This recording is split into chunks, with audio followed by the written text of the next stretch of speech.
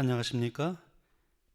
오늘 저는 여러분과 함께 고린도후서 4장 16절로 18절의 말씀을 본문으로 보이지 않는 것들의 시선을 고정시킴, 이런 제목으로 함께 말씀의 은혜를 나누고자 합니다. 그러므로 우리가 낙심하지 아니하노니 우리의 겉사람은 낡아지나 우리의 속사람은 날로 새로워지도다. 우리가 잠시 받는 환난에 경한 것이 지극히 크고 영원한 영광에 중한 것을 우리에게 이루게 함이니, 우리가 주목하는 것은 보이는 것이 아니요 보이지 않는 것이니, 보이는 것은 잠깐이요 보이지 않는 것은 영원함이라. 오늘 본문에서 사도 바울은 말씀합니다. 우리의 겉사람은 낡아지나. 세월이 갈수록 우리의 겉사람은 낡아집니다. 가는 세월을 막을 수가 없습니다. 그러나 감사한 것은 우리의 겉사람은 낡아지지만 우리의 속사람은 날로 새로워진다고 하는 사실입니다. 사도 바울은 갈라디아 4장 19절에서 속사람에 대해서 갈라디아 교인들에게 이렇게 말씀합니다. 나의 자녀들아, 너희 속에 그리스도의 형상을 이루기까지 다시 너희를 위하여 해산하는 수고를 하노니. 사도 바울은 속사람이 새로워지는 것을 너희 속에 그리스도의 형상을 이루는 것이라고 묘사하고 있습니다. 그러므로 속사람이 새로워진다는 것은 우리 속에 예수님의 형상을 이루는 것이라고 할 수 있습니다. 베드로도 이와 유사한 말씀을 하였습니다. 베드로전서 3장 3절로 4절을 보면 너희의 단장은 머리를 꾸미고 금을 차고 아름다운 옷을 입는 외모로 하지 말고 오직 마음에 숨은 사람을 온유하고 안정한 심령에 썩지 않을 것으로 하라. 이는 하나님 앞에 값진 것이니라. 사도 베드로는 속사람이 새로워지는 것을 마음에 숨은 사람을 온유하고 안정한 심령에 썩지 않을 것으로 하는 것으로 보았습니다. 그러면 속사람이 날로 새로워지는 사람에게는 어떠한 마음의 변화가 일어나는 것일까요? 시대소망 331페이지 보면 이렇게 기록하고 있습니다. 그리스도의 말씀을 믿고 전적으로 예수님의 보호하심에 영혼을 맡기고 또 그의 명령하심에 생애를 맡기는 사람들은 평강과 평온함을 얻을 것이다. 예수님께서 당신의 임재로서 그들을 기쁘게 하실 때에는 세상에 아무것도 그들을 슬프게 하지 못한다. 완전한 순종에는 완전한 쉼이 있다. 예수님을 힘입어 우리가 안식을 얻는 때에 하늘나라는 여기에서 시작된다. 주님의 초청에 응답하여 나옴으로 우리는 영생을 시작하는 것이다. 우리의 속사람이 날로 새로워지는 사람들의 마음에는 이미 이 땅에서 하늘나라가 시작되었고 뿐만 아니라 영생이 시작된 것으로 말씀하고 있습니다. 놀라운 변화가 아닐 수 없습니다. 그리고 은혜가 아닐 수 없습니다. 그러므로 오늘 본문은 18절에 이렇게 말씀하고 있습니다.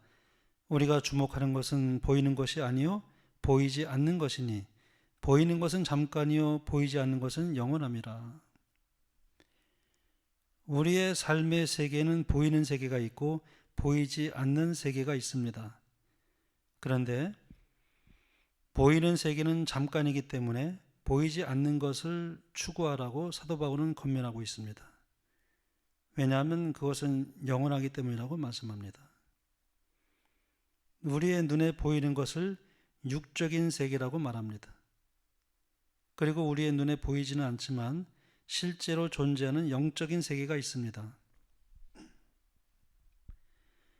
보이는 것은 잠깐 있다가 언젠가는 사라질 것이지만 보이지 않는 것은 잠깐 우리 눈에 보이지 않지만 언젠가는 보이는 현실로 나타나게 될 것인데 그때는 그것이 영원할 것이라고 말씀하고 있습니다. 여기에 대해서 우리는 이성을 가지고 반응을 하여야 하는 것입니다. 이 눈에 보이는 잠깐의 세계를 누리고 즐기다가 영원히 사라지게 될 것이냐 아니면 현재는 눈에 보이지 않지만 이 영적인 세계의 사물들을 깨닫고 믿음을 가지고 살다가 영원한 세계에 들어가게 될 것이냐, 이것에 대해서는 우리가 개인적으로 반응을 해야만 되는 것입니다. 성경 말씀에 의하면 이 보이지 않던 영적인 세계가 가시적인 세계로 나타날 때 올 것이라고 말씀하고 있습니다. 그것이 바로 예수 그리스도의 재림입니다. 마태복음 24장 30절에 보면 예수님께서 친히 말씀하셨습니다. 그때에, 이것은 예수 그리스도께서 재림하실 그때입니다. 인자의 징조가 하늘에서 보이겠고 그동안 보이지 않던 영적인 세계가 보이는 것입니다. 그때에 땅의 모든 족속들이 통곡하며 그들이 인자가 구름을 타고 능력과 큰 영광으로 오는 것을 보리라. 보이지 않던 영적인 세계가 보이는 현실로 나타난 것입니다. 전대미문의 엄청난 사건이 나타난 것입니다. 그런데 많은 사람들은 그들의 상식에 그리고 과학적 지식에 맞지 않는다고 생각하였기 때문에 영적인 세계를 믿으려고 하지 않았던 것입니다. 노아 당시에 노아가 홍수가 날 것에 대해서 경고했지만 그 당시 상식과 과학적 지식에 맞지 않았기 때문에 대부분의 사람들이 그것을 믿지 않았습니다. 그러나 홍수는 왔습니다. 어떤 분은 이렇게 말합니다. 하나님이 정말 존재할까요? 하나님이 존재한다는 것을 우리가 어떻게 알 수 있습니까? 우리의 눈에 보이지 않는데요. 하나님을 볼 수 있다면 내가 믿겠습니다. 그렇다면 우리 눈에 보이지 않으면 하나님은 존재하지 않는 것인가? 그러나 이 세상에는 존재하는 모든 물체가 다 우리의 눈에 보이는 것은 아닙니다. 텔레비전의 화면이 우리의 눈에 보이는 것도 눈에 보이지 않는 전파를 통해서 가정에 전달되기 때문에 그렇습니다.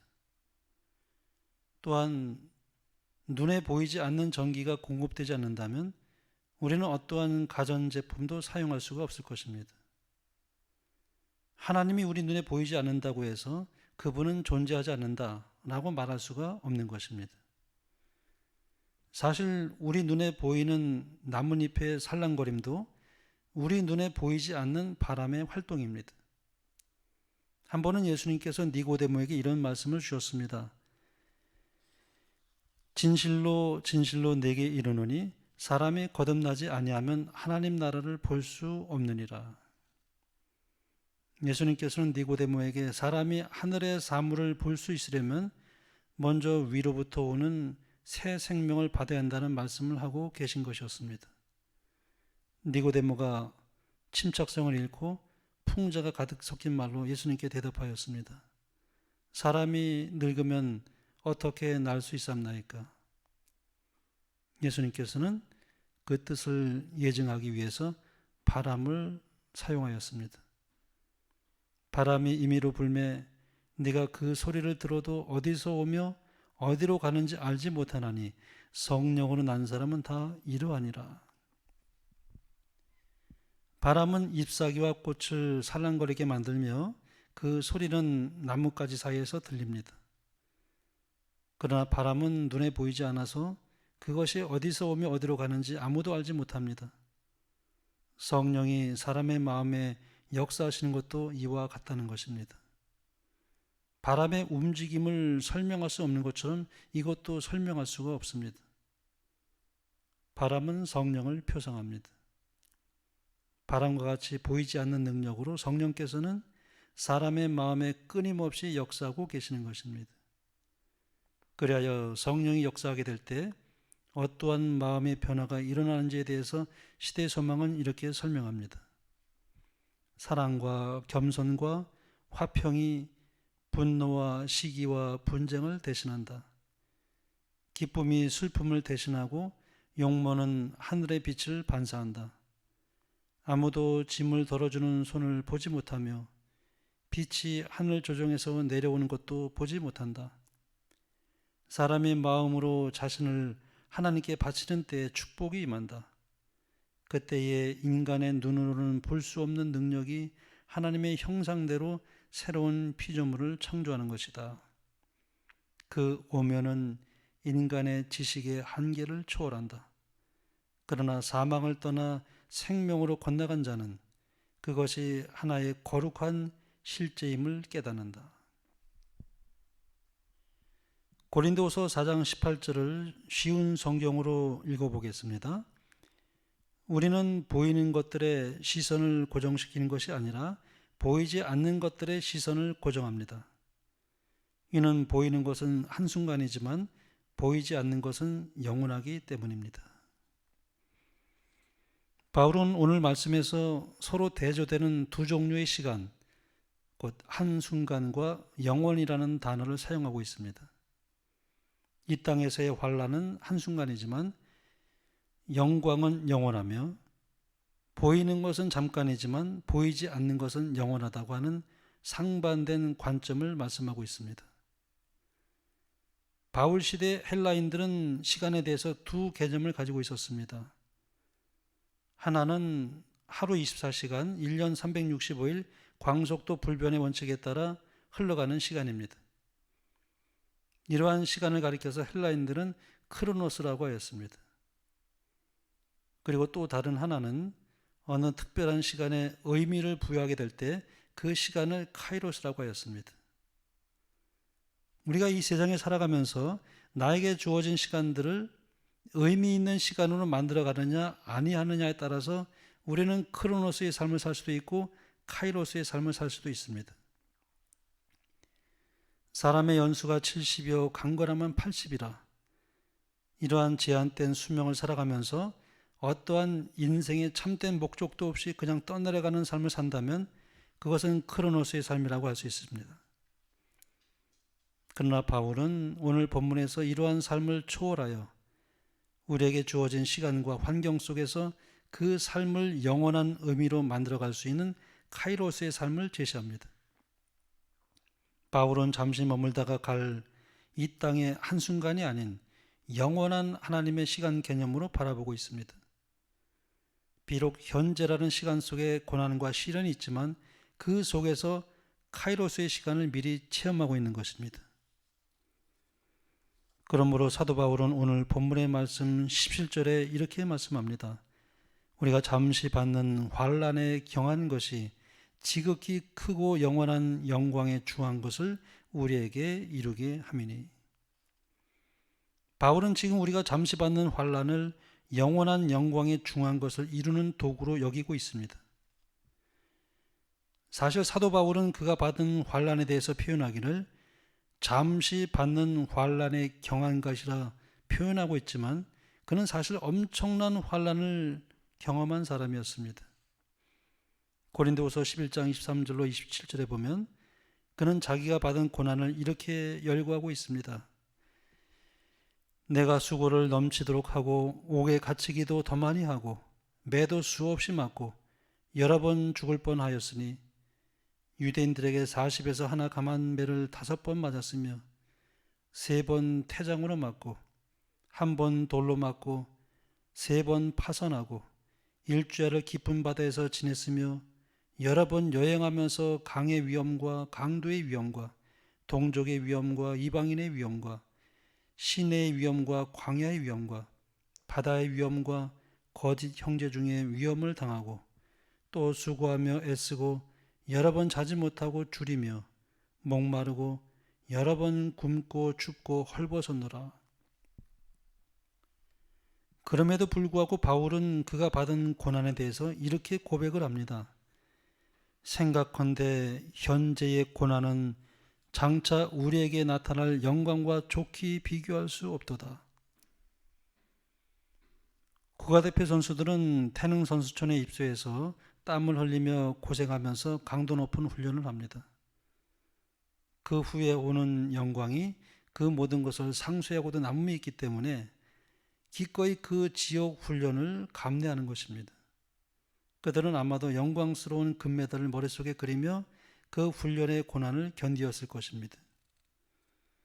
우리도 장차 우리에게 있게 될 영광을 상상해 볼 수 있습니다. 올림픽은 겨우 잠깐의 영광이지만 우리는 영원한 영광을 누리게 될 것입니다. 기록된 바 하나님이 자기를 사랑하는 자들을 위하여 예비하신 모든 것은 눈으로 보지 못하고 귀로 듣지 못하고 사람의 마음으로 생각하지도 못하였다함과 같으니라. 계시를 통하여 천국을 여러 번 경험한 엘렌 G. 화이트는 이렇게 증언하였습니다. 사람의 언어는 의인들이 받을 상급을 묘사하기에 적합하지 않다. 그것은 오직 바라보는 사람들만이 깨닫게 될 것이다. 유한한 사람으로서는 아무도 하나님의 낙원의 영광을 깨달을 수 없다. 나는 거기서 본 놀라운 사물들을 다 묘사할 수 없다. 내가 하늘 가나안의 언어로 더욱 좋은 그 세상의 영광에 대해서 조금이라도 묘사할 수 있다면 얼마나 좋을까? 하늘을 묘사하기에는 우리의 언어가 너무도 빈약하다. 그 광경이 내 앞에 나타났을 때 나는 놀라서 정신을 잃었다.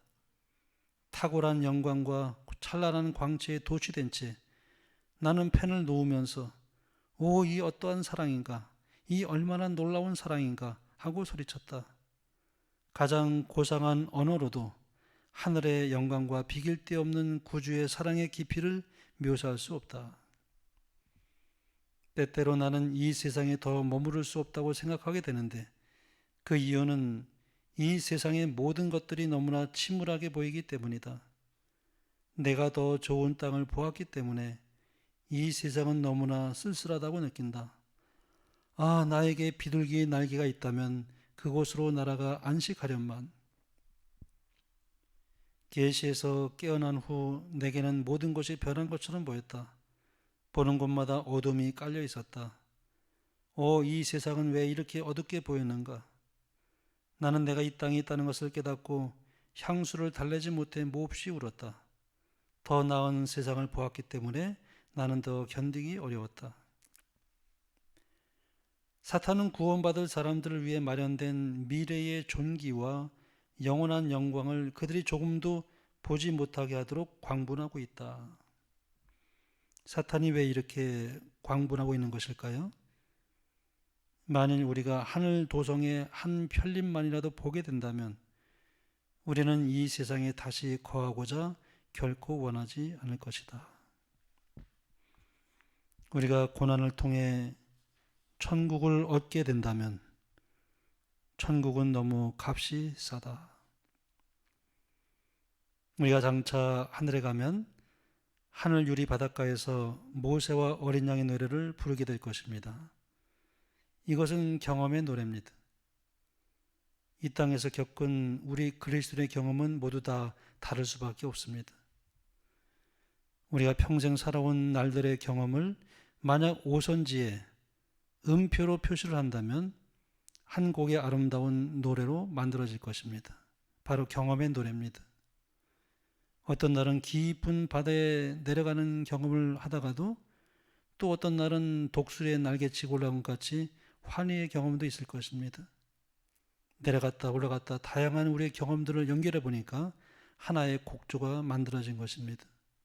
그 노래는 그 사람만이 부를 수 있을 것입니다. 왜냐하면 경험의 노래이기 때문에 그렇습니다. 그렇기 때문에 그 노래는 그 사람만이 그 노래를 해석할 수가 있을 것입니다. 우리가 장차 구원을 받는다면 하늘 유리 바닷가에서 그 노래를 부르며 하나님께 영원히 영광을 돌리게 될 것입니다. 마태복음 11장 12절에 보면 이렇게 말씀하고 있습니다. 침례 요한의 때부터 지금까지 천국은 침노를 당하나니 침노하는 자는 빼앗느니라. 주님께서는 왜 이렇게 강한 표현을 사용하셨을까요? 천국은 그저 편안하게 얻을 수 있는 것이 아니라는 것입니다. 여기서 침노하는 자란 천국을 소유하기 위해서 열정을 가지고 그것을 쟁취하는 사람을 의미합니다. 그러므로 침노한다는 표현은 전력을 다해서 생사를 걸고 전쟁에서처럼 돌진하는 것을 의미합니다. 영어 성경을 보면 이렇게 번역하고 있습니다. 천국은 강력하게 앞으로 나아가는 사람, 강하게 돌격하는 사람에게 소유된다고 하는 말씀인 것입니다. 그런데 수많은 사람들이 침노하지 아니함으로 천국을 누리지 못하게 될 것을 말씀하십니다. 사람들이 그 선포되어지는 천국 복음에 왜 귀를 기울이지 않는 것일까요? 천국의 가치를 알지 못하기 때문입니다. 아니, 그 가치를 알고 있어도 현재 보이는 것을 누리는 것에 더 큰 관심을 기울이기 때문에 그럴 것입니다. 노아의 때에도 하나님의 기별이 전해졌습니다. 그러나 120년 동안 대다수의 사람들은 그 기별에 별로 관심을 두지 않았습니다. 노아의 때에 된 것과 같이 인자의 때에도 그러하리라. 노아가 방주에 들어가던 날까지 사람들이 먹고 마시고 장가들고 시집가더니 그러다가 홍수가 왔습니다. 방주 안에 들어간 사람은 노아와 그의 가족 8명 뿐이었습니다. 보이지 않던 영적 세계에 계시던 예수님께서 보이는 현실 세계로 재림하시게 될 때 그 순간 모든 인간들의 운명은 영원히 결정될 것입니다. 천국은 침노하는 자가 빼앗습니다. 우리 모두가 꼭 천국을 침노하여 하늘 도성에서 만나는 저와 여러분이 되길 바라며 말씀을 마치겠습니다. 기도드리겠습니다. 하늘에 계신 우리 아버지, 우리에게 영원을 사모하는 마음을 주셔서 감사합니다. 보이는 현란한 것에 우리 마음이 빼앗겨 보다 중요한 것을 보지 못하는 우리의 삶이 되지 않도록 인도하여 주시옵소서. 우리의 연약함을 도우시는 성령의 은혜를 날마다 힘입어 우리의 속사람이 늘 새롭게 되는 삶을 살 수 있도록 축복하여 주시옵소서.